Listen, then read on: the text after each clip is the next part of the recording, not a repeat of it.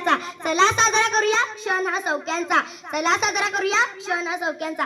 सूर्याप्रमाणे ते दिसणारे व्यासपीठ, चंद्राप्रमाणे शीतछाया देणारे परीक्षक आणि चांदण्याप्रमाणे शीतछाया देणारे परीक्षक. सर्वांना माझा नमस्कार. माझे नाव नेत्रा अनिल पाटील. मी आता 7वी मध्ये शिकत आहे. माझ्या शाळेचे नाव केंद्र शाळा कुमार विद्यामंदिर मांडेदुर्ग. 3 रंगांचा आमचा तिरंगा, 3 रंगांचा आमचा तिरंगा, केशरी पांढरा आणि हिरवा, नवी फडकता गातो नित्य पराक्रमाची गाथा, नित्य पराक्रमाची गाथा.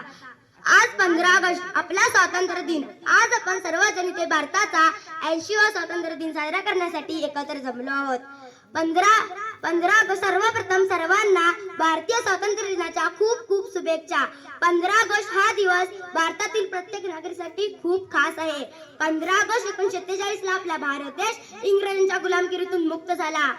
मित्रांनो, इंग्रज भारतीयावर खूप अत्याचार करत होते. शेतीवर बंदी, शिक्षणावर जास्त कर, शेतीवर जास्त कर, आपल्या संस्कृतीचा भारतीयांनी या अत्याचारांना कंटाळून एकत्र येऊन बंड पुकारला. अखेर 15 ऑगस्ट 1947 ला आपला भारत देश स्वातंत्र्य झाला. भारतीय इतिहासात तो दिवस अमर झाला. भारतीय इतिहासात तो दिवस अमर झाला. 15 ऑगस्ट ला आमचा भारत देश स्वातंत्र्य झाला. 15 ऑगस्ट ला आमचा भारत देश स्वातंत्र्य झाला. आपल्या भारत देशाला स्वातंत्र्य मिळवून देण्यासाठी महात्मा गांधींनी सत्याग्रहाने अहिंसेच्या मार्गाने लढा दिला. आंदोलने चालवले. करो या मरोची गर्जना देशभर घुमली. लोकमान्य टिळकांनी स्वराज्य हा माझा जन्मसिद्ध हक्क आणि तो मी मिळवणारच असे ठमकावून सांगितले. पंडित नेहरूंनी आपल्या देशाला नवी दिशा दिली. आणि मग आले ते क्रांतिकार भगतसिंग, राजगुरू, सुखदेव, ज्यांनी आपल्या वयाच्या 23व्या वर्षी हसावर जाऊन इस्लाम जिंदाबाद म्हटलं. राणी लक्ष्मीबाईंनी हातात तलवार घेऊन लढा दिला. चंद्रशेखर सुभाषचंद्र बोस यांनी आपलं आयुष्य देशासाठी दिलं. अशा या शूरवीरांना माझा मानाचा मुजरा, माझा मानाचा मुजरा. ना जातीसाठी लढले, ना धर्मासाठी लढले, ना जातीसाठी लढले, ना धर्मासाठी लढले. शूर भारतीय वीर फक्त देशासाठी लढले, फक्त देशासाठी लढले. आपल्या भारत मातेच्या रक्षणासाठी आजही आपले सैनिक सज्ज आहेत, त्याच्यासाठी माझा सलाम.